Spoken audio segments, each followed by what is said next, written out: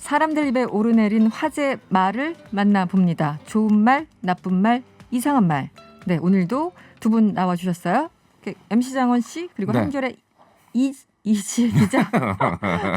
왜 이렇게 발음이 안 되는지. 벅차신가 봐요. 우리 소개할 때. 너무 좋아하세요, 우리를. 갑자기 사랑해서. 마스크를 썼더니 예, 호흡이 맞아요. 가빠지고 있어요. 네, 이지혜 기자 어서 오세요.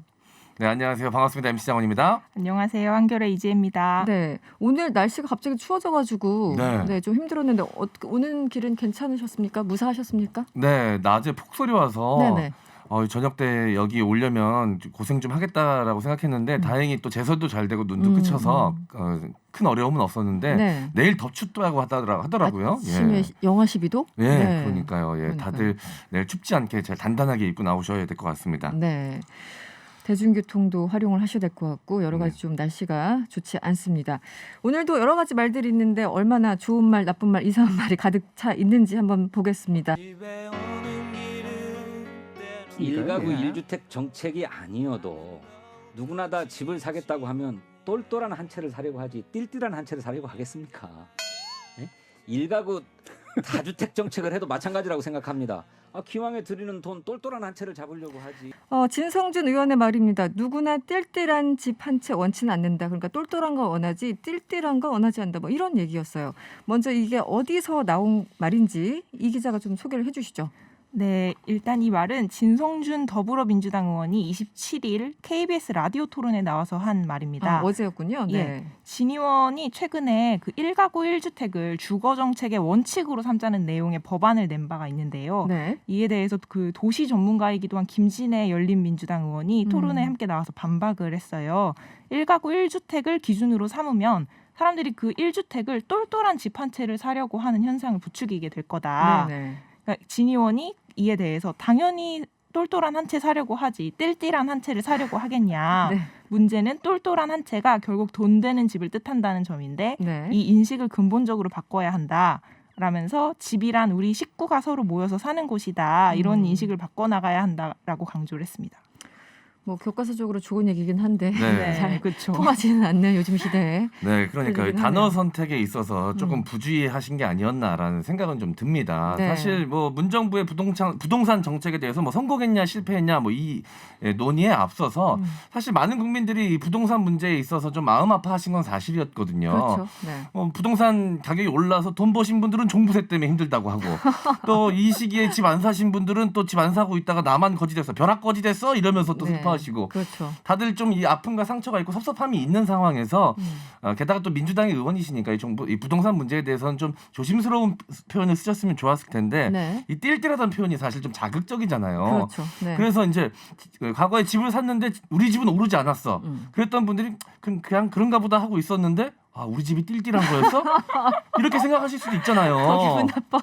그러면 좀 잘 살고 있었는데 네. 저 같은 경우도 지난 일주일간 이 전세 계약 때문에 마음고생을 심하게 했거든요. 맞아요. 그래서 제가 오늘 네. MC 씨 오시면 물어보려고 그랬어요. 그때 전세 막 찾으러 다닌다 방황한다고 어떻게 좀 진전이 있습니까? 아니 뭐 대출이 갑자기 안 된다 그래가지고 제가 고생을 좀 많이 했는데 오. 마음씨 좋은 집주인분을 만나가지고 반전세로 전환하면서 그래요? 가까스로 살아났습니다. 오, 그래서 다행이네요. 겨우 한숨 돌리고 있었는데 제가 네. 이 이야기 보고 이렇게 된 게 내가 띨띨해서였나라는 생각도 갑자기 좀 들기도 하고 네.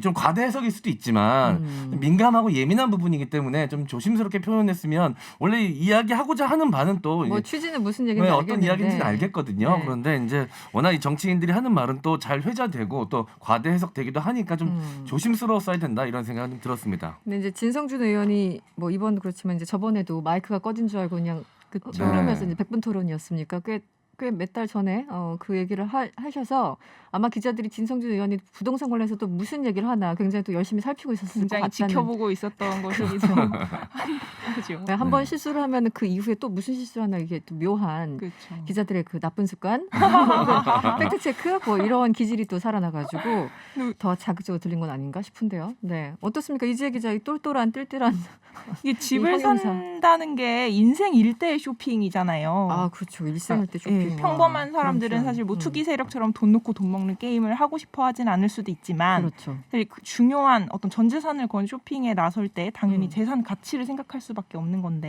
네. 네, MC 장호님 이렇게 흥분하시는 모습 보는 아니면 보니까. 흥분까지 아니었습니다. 많이 화나신 분들 있을 것 같다는 생각이 들었어요. 네, 어쨌든 그 오늘 뭐 띨띨한 똘똘한 그 형용사보다는 MC 장원 씨가 반전세로 해서 집을 얻었다라는 거기에 또 위안을 얻고 훈훈하게 축하드립니다. 네, 네. 마무리 한번 해보겠습니다.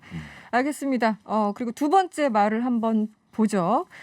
제가 조금 전 목소리 높여 외쳤던 오세훈 전 서울시장 박근혜 시절 180석 건방 떨다 몰락입니다. 네, 말소리 들리셨죠? 먼저 준비된 음성 들어보겠습니다.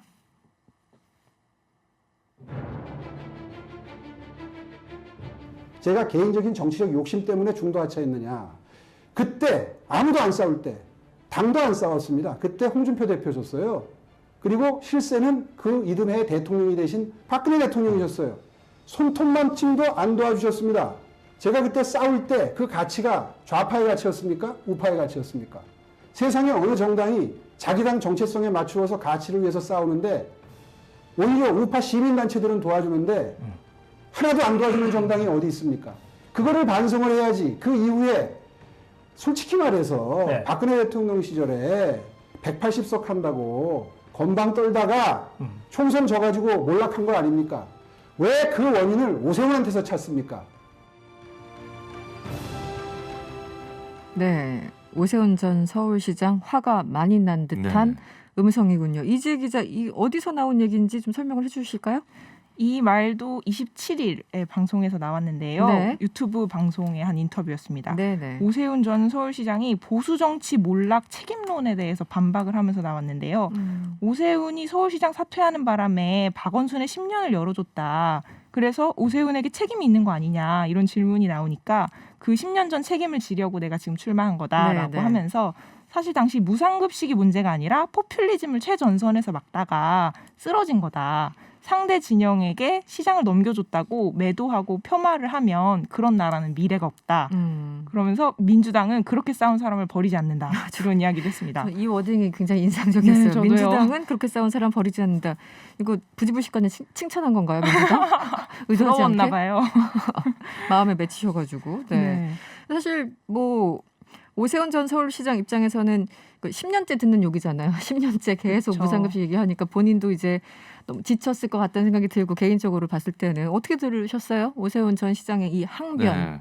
네. 본인을 이제 최전선에서 싸우다 패한 장수에 비유를 비유를 했는데 했죠. 네. 이 비유도 조금 그랬던 게 사실 이제 아주 옛날 일을 예로 들자면 이 전장에서 패한 장수는 말이 없는 거거든요. 원래 말이 있어서는 안 되고 네. 자칫 잘못하면 말을 할 수 없는 상태가 되기도 하고 원래 그런 건데 네. 이렇게 본인이 나서서 적극적으로 말씀을 하신다는 게 네. 사실 편하게 듣는 사람보단 불편하게 듣는 사람이 훨씬 더 많을 수밖에 없는 발언이거든요. 네. 사실 선거에 나선 후보자는 비전을 보여줘야 되는 거 아니겠습니까? 미래 가치, 미래의 모습, 나의 비전에 대해서 어필하고 좀 더 새로운 나에 대해서 이야기를 해야 되는 자리인데 사실 가뜩이나 이제 서울시장 야권 후보들이 과거의 답습이다라는 비판이 존재하는 상황에서 네. 네. 뭔가 과거의 모습을 떨쳐내고 새로운 오세훈 후보로서의 모습을 보여줘야 되는데 본인 스스로 이 과거의 일에 대해서 뭔가 피해의식을 갖고 있는 듯한 발언을 한다는 게 선거를 앞두고 후보자로서 굉장히 좀 패착이었다 이런 생각이 듭니다. 어쨌든 이제 진행자가 어쨌든 질문을 한 상황에서 이제 답변을 하는 과정에서 뭔가 이게 감정이 격해지고 흥분하셨어요. 결국은 건방 떨다 이런 단어까지 나왔는데 네. 아까 띨띨이 반응하던 제 모습이 보였습니다. 예. 숨이 거칠어지고 말씀 톤이 올라간 걸로 봐서 제가 봤을 때 네. 이게 하려고 준비했던 멘트는 아니었던 것 같아요. 네, 그 네. 감정에서 이렇게 나온 멘트가 아니었나. 그런 것 같아요. 이 톤 매너를 보면 예. 그렇죠. 근데 네. 문제는 억울한 마음은 알겠는데 사실 뭐 건방 떨었다 뭐 이런 말을 뭐 제치더라도 네. 이 맥락을 거세하고 자기 편한 대로 인식을 하고 있구나 이런 생각이 들었어요. 네네. 당시 상황을 좀 말씀을 드리면 네. 오 전 시장이 그 무상급식 주민투표 무산에 책임을 지고 사퇴를 했고 네. 보궐선거가 열렸죠. 그러니까 당연히 보수 정치가 궁지에 몰려 있었기 때문에 그 선거 과정에서 그 기억하시는지 모르겠지만 선관위 디도스 공격 사건이 불거졌습니다. 그때죠. 네. 그것 때문에 홍준표 당대표 체제가 무너졌어요. 네네. 그리고 들어선 게 박근혜 비대위 체제였습니다. 그러니까 박근혜를 내세운 어떤 그 수구 보수 세력, 그 보수 세력 안에서도 종류가 많은데 그렇죠. 수구 보수 세력이 당을 차지하는 계기를 만들어준 거였거든요. 네. 그러니까 친박계보다 상대적으로 좀 개혁적인 쪽이 이재명이 아니고 무슨 말씀이세요? 죄송합니다. 네. 친이계 친일 친박 이명박계- 엄청 싸웠었죠 예, 당시에. 예. 네. 근데 그들은 사실상 당내에서 어떠한 힘도 발휘하지 쓸 수가 못하고. 없는 상황이 됐었어요. 그러니까 친박계가 당을 장악하고 나서는 어떤 일이 벌어졌었는지는 아마 다들 아실 거고요. 그렇죠. 2016년의 총선 패배도 사실 그 일환으로 봐야 되기 때문에 네. 오전 시장이 이런 상황을 뭐 의도하지는 않았겠지만 사실 보수 정치를 과거 퇴행적으로 만든 것은 사실이다. 이래저래. 예, 예. 네. 알겠습니다. 그리고요. 이날 인터뷰에서 어제 인터뷰군요. 이 논란이 된 부분이 또 있다고 합니다. 우선 관련 음성 먼저 듣고 오시죠.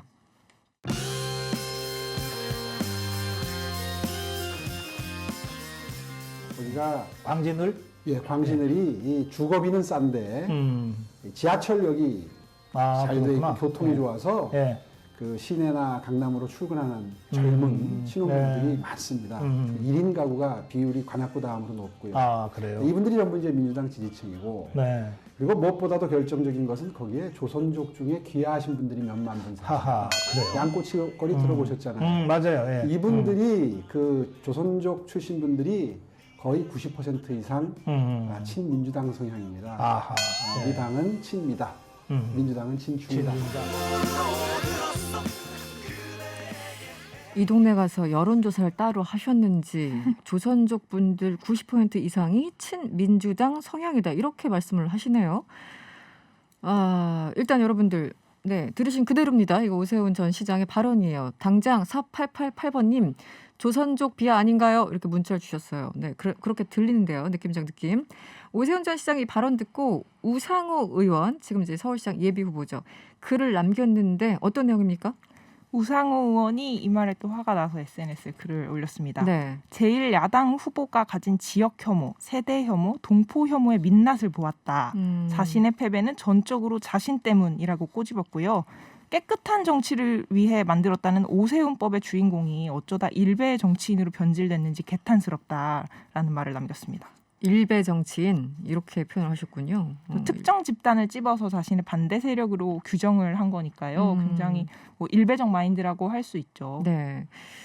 MC 장원 씨, 네. 숨을 또 가쁘게 쉬고 계신데 네. 네. 어떻게 들으셨습니까? 네, 앞서 이 오세훈 전 시장이 했던 말씀 굉장히 좀 흥분된 상태에서 이제 네. 실언하신 게 아닌가라고 말씀을 제가 좀 드렸었는데 네네. 여기선 또 되게 차분하게 말실수를 하셨어요. 이건 또 어떻게 제가 쉴드를 쳐드려야 될지 좀 고민스러운데 자 이게 굉장히 좀 위험한 말이에요. 진짜 이 혐오를 담은 말로 해석될 수 있는 부분이 분명히 있거든요. 네, 위험하죠. 네. 네. 그런데 이런 말을 이렇게 하셨다는 게 사실 선거 앞두고 가장 위험한 게 잘하는 것보다 선거에서 제일 중요한 게 실수하지 않는 것이거든요. 그렇죠. 네. 보는 사람들 입장에서도 모든 이 참가 선수가 열심히 달려서 자기 기량을 다 보이고 그 안에서 이제 승리자가 나오는 모습을 보는 게 사실 보는 사람들도 바라는 바인데 이게 경기가 이게 갈수록 다 넘어서 자기 발에 자기가 걸려서 넘어지고 이렇게 돼서 남는 사람이 이기는 경기 보고 싶어 하지 않거든요. 네네. 조심하셔야 될 것 같습니다. 이런 식으로 그 유튜브 TV라서 아무래도 좀 경계심이 조금 좀 더 편하게 편하게 했겠죠. 이야기하신 네네. 것 같은데 요즘에는 유튜브나 뭐 지상파, 공중파 경계가 많이 없죠. 허물어졌거든요. 네, 다들 들으시니까. 예, 네. 그래서 이제 오랜만에 선거에 나오셔서 그런 감각이 좀 무뎌지신 건지 조심하셔야 될 것 같습니다. 걱정되네요. 예. 알겠습니다. 그러니까 이제 지난 총선에서 패배했더니 그 광진 을 지역이죠. 거기에 대해서 네. 설명하면서 이제 발언이 나왔는데 이건 좀 많이 실수를 하셨다는 느낌이 드네요, 확실히. 그렇죠. 광진을이 사실 이게 원래 민주당 표밭이기는 해요. 추미애 좀 장관이 우세하죠? 네. 오선을 한 곳이기 때문에 좀 더 합리적인 보수의 모습을 보여줘야 더 표를 얻을 수 있는 건데 네, 갑자기 점점 더 조선족, 네. 멀리 가시네요. 그렇습니다. 멀리 가셨다. 투데이 야자님이 문자 주셨어요. 조선족이 아니라요. 대한민국의 중국 동포입니다. 이렇게 또 정정을 해주셨네요. 알겠습니다. 참 이거는 어떻게 그 좋은 말, 나쁜 말, 이상한 말 중에 어느 부류입니까? 네. 임시원 씨? 이상하면서 나쁜 말입니다. 예. 이상하면서 나쁜 말이다. 이관왕하셨네요. 예. 하여튼 좋은 건 아니다. 네. 좋은 건 아니다. 거기까지. 좋은 것만 빼고 다 하셨네요. 예. 알겠습니다. 네, 마지막 세 번째 말로 한번 넘어가 보죠. IM 선교회 마이클 조 대표의 미어 터져 죽겠어. 네, 역시 준비된 음성 들어보겠습니다.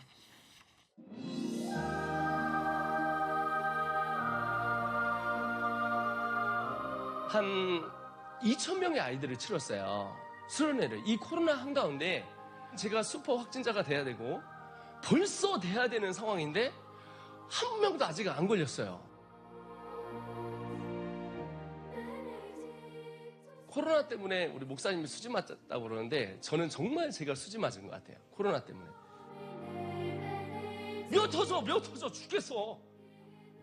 너무 많아요. 요번에 신입생 막 40-50명 또 들어온대요. 대전에 자리 없어요. 180명에 180명. 600평에. 우리 IM 선교회가 걸렸어도 벌써 걸려야 되거든요. 왜냐면 아이들이 계속 수시로 왔다 갔다 하고요. 전국에서 오고 또 제가 전국을 돌아다녀요. 하나님께서는 저희를 과학적으로 지켜주신다. 과학적으로 지켜주시나 봐요. 그래서 이 방학 기간에 제가 확진자를 만들어낸 게 아니라 확정자를 엄청 많이 만들어냈습니다.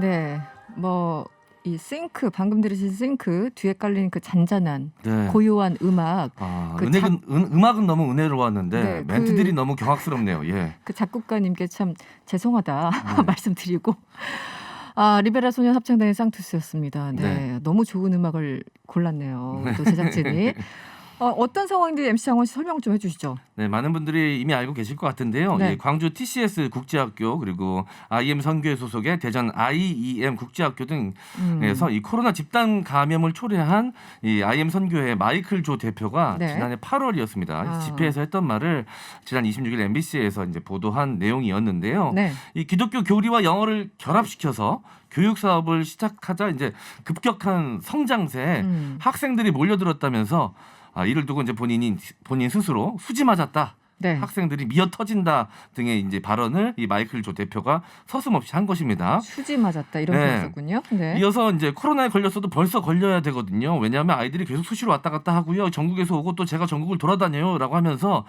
하나님은 저희를 과학적으로 지켜주신다라고까지 이야기를 합니다. 네. 영원히 양립할 수 없을 줄 알았던 이 과학과 종교를 화합시키셨어요, 이분이.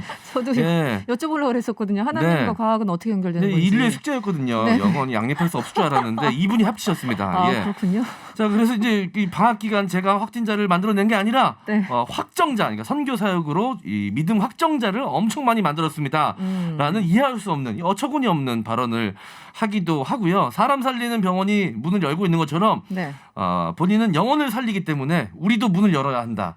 이런 궤변을 하기도 했었습니다. 네. 이지혜 기자는 어떻게 들으셨어요? 일단 그 수지 맞았다는 표현이 네. 이게 정말 원래 그렇죠. 종교라는 것은 좀 홀리하고 경건하고 이래야 되는데 그렇지도 않으면서 굉장히 화가 나는 말이었어요. 네. 수많은 소상공인들이 돈 벌 줄 몰라서 지금 이렇게 네. 희생하고 계시는 게 아니거든요. 네, 그렇죠. 다들 공동체의 안전을 위해서 희생을 하고 있는데 자기 사업 확장을 막 무분별하게 그러네요. 벌리다가 사업 너무 잘 된다고 흥분하는 그런 그렇죠. 쪼로밖에 들리지 않잖아요. 종교인이 아니고 사실 장사치 같은 말이니까요. 네.